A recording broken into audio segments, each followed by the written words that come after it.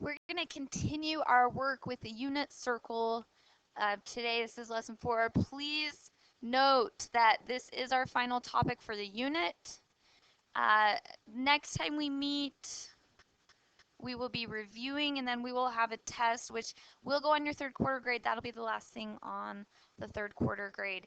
If you have for some reason found yourself behind on your homework, please come in and get some help, get caught up on that before the end of the quarter. Your grade will thank you if you do that. So today we're going to keep working with the unit circle.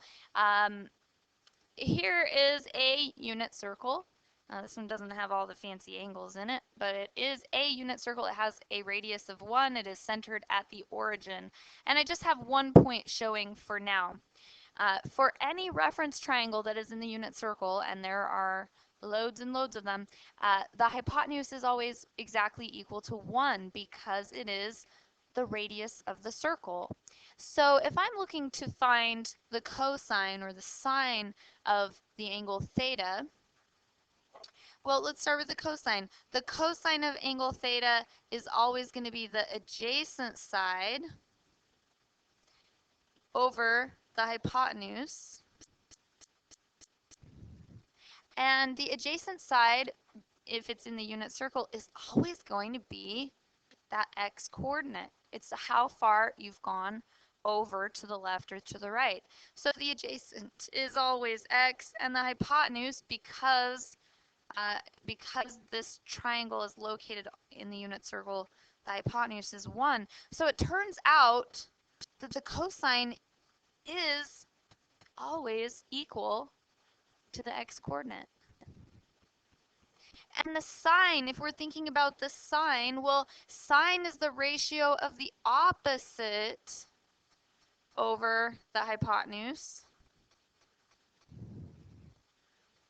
Well, the opposite tells me how far up or down, if it's gone down, how far up or down it goes. It is the y value. So when you think about the ratio of opposite over hypotenuse, it's always the y value over 1. The sine is the y coordinate. It is every time. And in fact, that's true in any of the quadrants. The x coordinate is the cosine. The y coordinate is the sine. The x coordinate is the cosine. The y coordinate is the sine. Every time, for every point on the unit circle. And if you can understand that, you actually can almost even just forget about those reference triangles. I mean, that's where that sine and cosine are coming from, but that point, that x value and that y value, are going to exactly tell you the cosine of theta and the sine of theta. So let's look at some points on the unit circle. Now, I'm not going to limit myself to just those points on the unit circle that we drew last time. I'll look at some of those in just a minute, but there's an infinite number of points on the edge of a circle. Here's a point, negative 20 over 29 and negative 21 over 29. On a circle, this would be like down here, shown in red on that diagram. We could use that point on the unit circle. Now, the theta, the angle we're talking about, is this angle. And it doesn't even tell us what the measure of that angle is. We can see that it's somewhere between 180 and 240 degrees, but we don't know the exact value of that angle. And that's okay. If we know the coordinates of the point, we can tell what the sine and the cosine are. Well, the x coordinate tells me the cosine, and the y coordinate tells me the sine. So the sine of theta in this case would be negative 21 over 29, and the cosine of theta would be negative 20 over 29. And that's it. If you know a point on the edge of a unit circle, you know the cosine of that angle that has that terminal side, and you know the sine. So let's look at another point on the edge of the circle. This is the point 0.3, negative 0.954. This is the point down here, shown in red on the diagram. So the angle that we're talking about is the angle that has this terminal side. It's a pretty large angle, larger than 270 degrees. We can find the sine and the cosine of that angle using the coordinates of that point on the terminal side. So uh, the x value of that point is going to give me the cosine. So the cosine is 0.3. The y coordinate tells me the sine of theta. That's going to be negative 0.954. Sometimes people wonder how to remember which one is the sine and which one is the cosine. And you'll get the hang of it right away, but if you do have trouble remembering, one thing you could remember is that they are in alphabetical order. The point looks like x and y. X comes before y in the alphabet. Cosine starts with a C. That comes before S, which is for sine. So if you need some way to help you remember which order they are, you could maybe use alphabetical order to help you. Okay, well now let's think about some of those angles that we have on our unit circle. And you can use your created one if you did a good job and if it's nice and legible, or if you need to use a printed one, I have printed some up for you. You can use those as well. I don't really care which one you use. Sometimes people like the color coordination that you have on yours that you made. Some people prefer the clean simplicity of the printed one, whichever. So the first one we want to look for is, what is the sine of 120 degrees? Well, this time I don't have the coordinates of that point, but if I have a unit circle, I can find that angle, and now I have that point. And last time on your homework, I had you thinking really hard about that reference triangle, but now I know that if I want to know the sine of the angle, it simply is the y coordinate. So the sine of 120 degrees is exactly equal to root 3 over 2.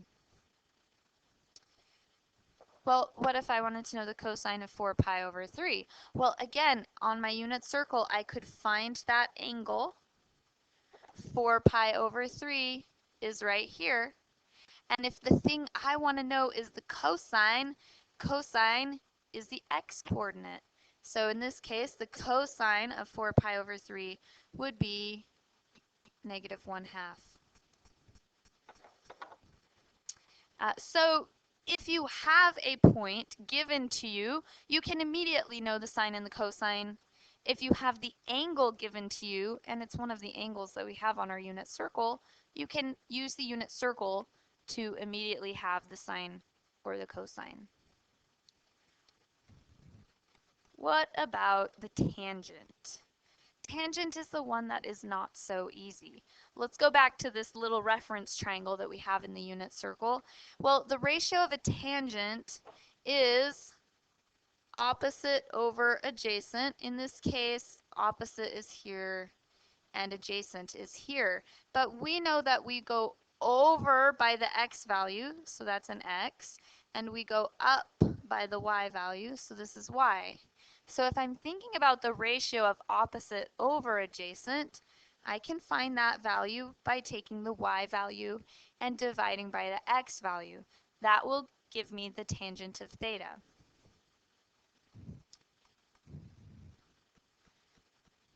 Well, the y value is the sine of theta and the x value is the cosine of theta. So this gives us what's called a trig identity. It will always be true that the tangent of theta is equal to the sine of theta divided by the cosine of theta. That identity can come in handy at times. It's always the y value over the x value if you're talking about the unit circle. So here are some points. We're going to start with just some given points, and then we'll look at some on the unit circle. if I have this point, negative 9 over 41 and 40 over 41 are the coordinates of a point that's on the intersection of the unit circle and the terminal side of theta, I want to know what's the tangent of theta. Well, the tangent of theta is always going to be the y value over the x value. Well, in this case, that's 40 over 41 divided by negative 9 over 41. Well, compound fractions can be difficult to simplify. I have two things that both have a denominator of 41. I'm going to multiply by a super fancy big fat number 1. I'm going to multiply by 41 over 41. That's the same as 1, so it's not changing the quantity. When I do that, I can reduce these 41s, and I'm left with that the tangent of theta is equal to, there's a 40 over a negative 9. I like to put the negatives on top because I lose them less than if they're on the bottom. So you could put you could keep the negative with the 9. Some people prefer to put it right next to the fraction bar like this. However you like it. I usually put it with the top because I tend to lose it less often when I do that. So the tangent of theta would be negative 40 over 9. Sometimes that'll be a fraction you can reduce a little bit more, sometimes it won't. Let's look at one from the unit circle now. 11 pi over 6, and I should have had a little piece of the unit circle I could pull out here, but look at your unit circle and find that angle 11 pi over 6, and that would be found, if you didn't find it yet, it's in the fourth quadrant. If you're looking at the unit circle you made, it's one of the blue angles. So 11 pi over 6, if I look at the coordinates of that point on the terminal side, it's root 3 over 2 and negative 1/2. So if I want to know the tangent of the angle is the y value divided by the x value. So in this case, that would be negative 1/2 over root 3 over 2. And again, the fancy number 1 that I'm going to use here is 2 over 2 to reduce those 2's in the denominator. And so it's a negative 1 over root 3, which is correct, but we should rationalize it to make it more proper. So it's negative root 3 over 3. That would be the tangent of 11 pi over 6. So we can use the same process with any of the angles that we have on the unit circle, or it works great if you have a point like this one given here in part A. Okay, for a few minutes, play a little game. You know you love this game. One of these things is not like the other. So to give you a little bit of practice, using the unit circle to find trig ratios or to calculate trig ratios in the case of tangent, we're going to play one of these things is not like the other. We've played that before with logarithms. I like the trig version even better. So you can have a buff piece of paper, get your paper that has the 4 blocks on it that each have 4 trig ratios looking something like this.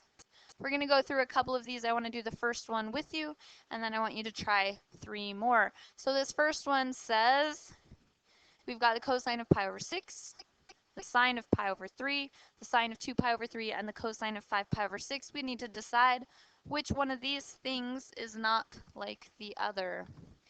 Well, the cosine of pi over 6, that first one, pi over 6 is an angle in the first quadrant, and the cosine of that is the x coordinate. So it is root 3 over 2. The sine of pi thirds is also in the first quadrant. And this time we're looking for the sine. This would be the y value. So the sine of pi thirds is root 3 over 2. Next one, the sine of 2 pi over 3. Sine is an x coordinate. I'm sorry, sine is a y coordinate. Sorry, I was thinking about what color that angle was. Sine is a y-coordinate, so if we're looking for the sine of 2 pi over 3 on the unit circle, this is in quadrant 2, and it is root 3 over 2. And last one, cosine 5 pi over 6. Well, 5 pi over 6 is in the second quadrant, and the cosine is the x-coordinate. In this case, that would be negative root 3 over 2. So which one of these things is not like the other? It would be this one. It is not like the others. So I want you to try a couple of these. Here's the first one.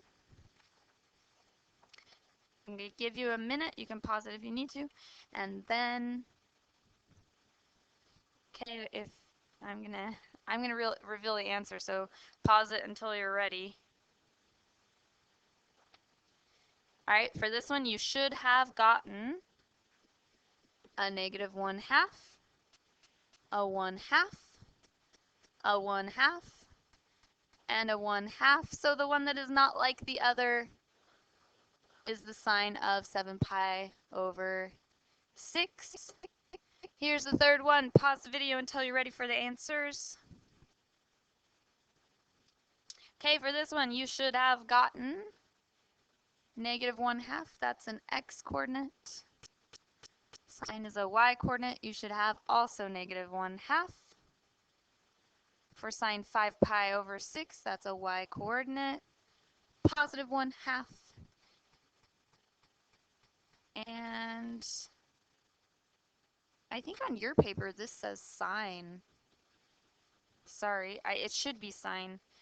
Sine of 7 pi over 6 is negative 1/2. So the one that is not like the other is this one. Sine 5 pi over 6 is not like the others. Number 4. Pause the video until you're ready for the answers. Sine of pi over 2, that's a y-coordinate. And remember, pi over 2 is the angle right here up at the top. So the y-coordinate there is 1. Cosine of 2 pi. Remember, 2 pi is all the way around. Cosine is an x-coordinate, so that is 1. Tangent of pi over 4. This is y over x. This is the one you have to calculate. Root 2 over 2 divided by root 2 over 2 is 1. Cosine of pi. Cosine is an x-coordinate. Cosine of pi is negative 1. Which one is not like the others? It is cosine of pi. Okay, I had 2 more. I should have gotten them printed for you, but I didn't. So I'm going to skip over them. Okay, I wanted to talk about one more trig identity. Remember, the equation for the unit circle is x squared plus y squared equals 1. But we know that x is exactly the same thing as the cosine of theta, and we know y is exactly the same thing as the sine of theta. So if we substitute this into our equation for x, and if we substitute this into our equation for y, we come up with a somewhat interesting equation. We come up with the equation that the cosine of theta squared plus the sine of theta squared is equal to 1. Now, usually you don't see it written this way. So I want to show you how it usually is more properly written. Usually when we want to say that we have the cosine of theta squared, we usually write it like this. Cosine squared theta, which is very strange because, and this notation can be strange for people to get used to, but it really does mean that you find the value of the cosine of theta and you square it. But the notation is to usually put the little 2 next to the cosine. And this one we usually write this way. And just because, for some reason, people tend to write the sine first. So usually, like in textbooks and things, you'll see the equation written like this. Sine squared plus cosine squared is equal to 1. And that is the second trig identity that we have for the day. Sine squared plus cosine squared is equal to 1. It is always true. So I want to look at this little example. If I know that the cosine of theta is 0.43, what is the sine of theta? Well, these two things are really closely related. So if you know the cosine, you can calculate the sine. Let's substitute this value into the equation. The sine squared of theta, and we don't know what that is, but that's what we want to figure out, plus the cosine of theta squared.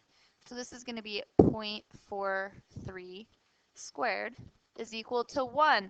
And again, I am really just using this identity. I'm substituting that value in for the cosine of theta. Now I'm trying to figure out the sine of theta. So what I want to do is subtract this value, 0.43 squared. Shouldn't have written that yet, sorry. Well, 0.43 raised to the second power is 0.1849. So I have that the sine squared of theta plus this decimal is equal to 1. So I can subtract that.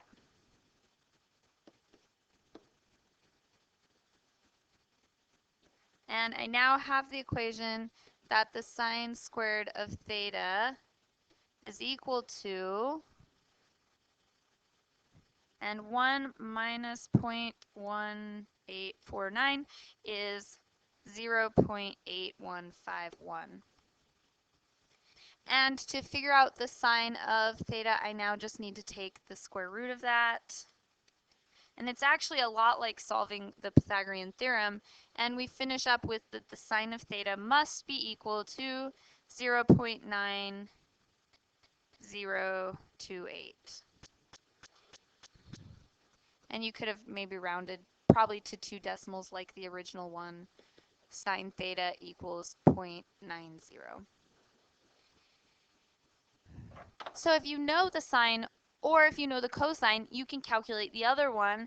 It's really similar to working with the Pythagorean theorem, but you just simply solve for that other value. Okay, so I want to talk a little bit about some patterns that you might notice when you're looking at these sines and cosines. So we know that the x-coordinate gives us the cosine of theta, and we know the y-coordinate gives us the sine of theta. Well, let's first label these quadrants. This is quadrant 1, if you had forgotten. Usually it's Roman numerals. If you write 1, 2, 3, and 4 numbers, that's okay too. Quadrant 1, quadrant 2, down at the bottom we've got quadrant 3 and quadrant 4. Now, I don't know if you've ever noticed, but the way that the quadrants are numbered is as if you were an angle rotating in standard position. First quadrant, second quadrant, third quadrant, fourth quadrant. For a lot of people, now that you're more familiar with angle rotation, that can help you remember the order of the quadrants. Okay, so I want to look at the signs of things now. So in quadrant 1, I know that every point in this quadrant has a positive x value and a positive y value, because we're going in the positive direction in the x direction and in the positive y direction. So the signs in this quadrant are always going to give you, or the coordinates are always going to be 2 positive numbers. Well, remember this point is the cosine and the sine. So that means in quadrant 1, the sine is positive and the cosine is positive. Well, tangent is the y value over the x value. So in this quadrant, quadrant 1, tangent is also a positive value. Let's think about in quadrant 2. In quadrant 2, I go back by an x value, and that value is negative. But when I go to the y value, I'm going up, that's positive. So in the second quadrant, I have an x value that's negative and a y value that's positive.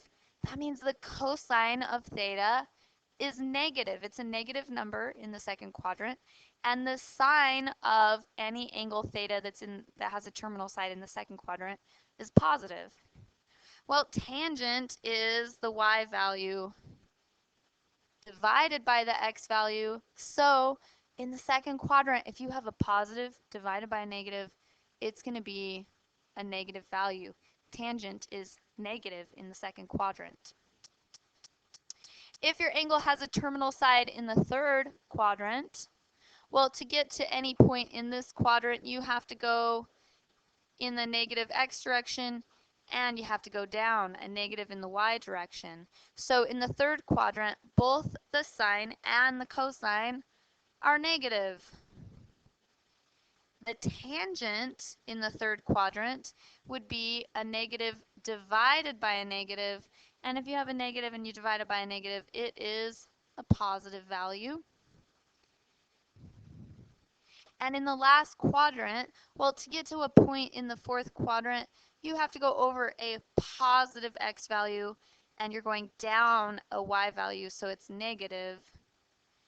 So the cosine in the fourth quadrant would be a positive value, and the sine is a negative value. Well, that means the tangent is a positive divided by a negative. Well, if you have a positive number and you divide it by a negative number, that gives you a negative. So an angle with a terminal side in the fourth quadrant will have a negative tangent.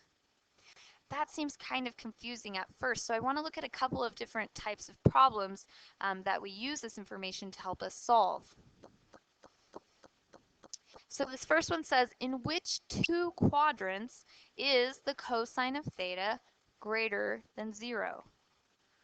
Well, cosine is an x value. So this is essentially saying, when is x bigger than 0?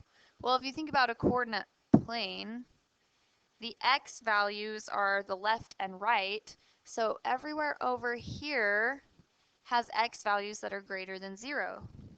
Well, the quadrants are labeled 1, 2, 3, and 4.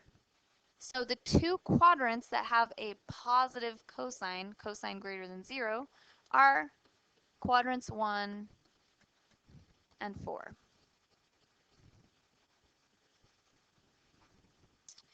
Part B says, in which quadrant is the terminal side of theta located if the sine of theta is less than 0 and the tangent of theta is less than 0? Let's start with the sine here. A sine value is a y value. So this is first saying, and I'll draw my coordinate plane over here, first it's saying that the sine is less than 0. The y is less than 0. Our answer is going to have to be quadrant 3 or quadrant 4. But we have an additional piece of information. Our additional piece of information tells us that the tangent is less than 0. Well, our tangent values are like this, plus, minus, plus, minus. And that's because if the two signs are the same, like they are in quadrant 1 and quadrant 3, it ends up being a positive tangent. In the other two quadrants, it ends up being negative. So we're wondering when the tangent is less than 0, it's got to be one of these two quadrants. Well, it looks like the overlap is going to be quadrant 4. So if the sine is less than 0 and the tangent is less than 0, the terminal side of theta has got to be in quadrant 4.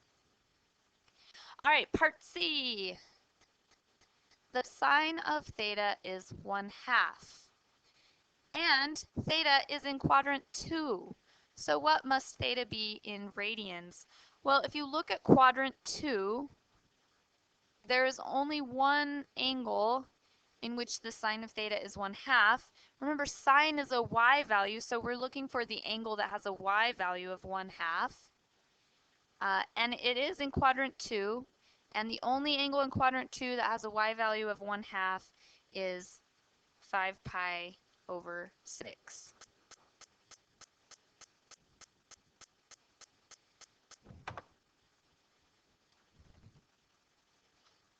Okay, one more small idea. What if you have an angle that's really big? So one rotation is 360. What if you have an angle like 570? And you're wondering, what is the cosine of 570? Well, if you think about rotation, if we started here in standard position and we rotated, I've gotten to 360, you just keep rotating. So if I've gotten to 360, I need to keep going and keep going and keep going until I get to 570. And you can think about how much farther you need to go by subtracting that first rotation. I needed to go another 210 degrees. And this part of it right here is that additional 210 degrees. So if I want to know the cosine of 570, because it has the same terminal side as the angle 210, I can use and it's called a coterminal angle, I can use the coterminal angle 210 degrees. So on my unit circle, oh, I thought that was going to be the unit circle, but it's not. On the unit circle, if we look at the unit circle and we look at that 210 degree angle, you can see that the cosine, or the x coordinate, is going to be negative root 3 over 2. And that would be our answer for the cosine. So these angles that share the same terminal side are called coterminal angles. Let's look at one in radians. The sine of 7 pi divided by 3. Radians can be a little bit more challenging. But let's just think about our rotation. We know this is pi, and if we're thinking about it in thirds, we can think of that as 3 pi over 3. And if I finish that revolution and go all the way around, that gets me to 6 pi over 3. So 7 pi over 3 means I need to keep going. An additional pi over 3 will get me to the total 7 pi over 3. So it's like I've gone around once and then I keep going a little bit more. So on the unit circle, you can look at the angle pi over 3.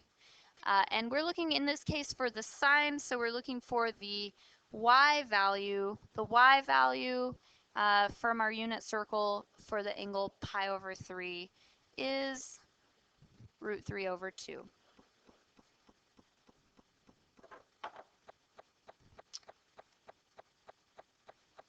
Another type of angle that you may want to find a cosine or a sine for, or even tangent for, are negative angles. What if your angle is negative? Well, again, you just sort of consider that coterminal angle. If my angle is negative 135, that means I'm rotating this direction by 135 degrees. That takes me to here. So if you're looking at your unit circle, negative 135 degrees is coterminal with the angle 225 degrees. So if I want to know the cosine, I'll use that angle on my unit circle, and the cosine is the x value, so it would be negative root 2 over 2. Negative pi over 6, if I want to know where that is, I'm thinking about rotating in this direction, and pi over 6 in the negative direction is not a very big angle. It's just this one right here. So on your unit circle, you're going to look at that angle 11 pi over 6. And if you want to know the sine of that angle, sine is a y coordinate, that would be negative 1/2. These angles that are, so we have 11 pi over 6 or negative pi over 6, those are called, again, coterminal angles. Okay, that is it. Kind of a lot, but as you use the unit circle and get used to it, you'll find that it's not super complicated once you get more and more comfortable with it. Just remember, for any point on the unit circle, the cosine of theta and the sine of theta are the x and y coordinate of the points on the edge of the circle. And that is true for any point on the unit circle, whether it's one of our special triangles or special angles or not. The tangent is always equal to the sine divided by the cosine, which is the same as y over x. And if we know the sine or the cosine, we can use the identity sine squared theta plus cosine squared theta equals 1 to find one or the other of those if we know one of them. All right, so next time we'll be reviewing, and then we will have our test next week as our final test for unit or for third quarter. If you need additional help or anything, let me know. I'll be around all week next week. That is it.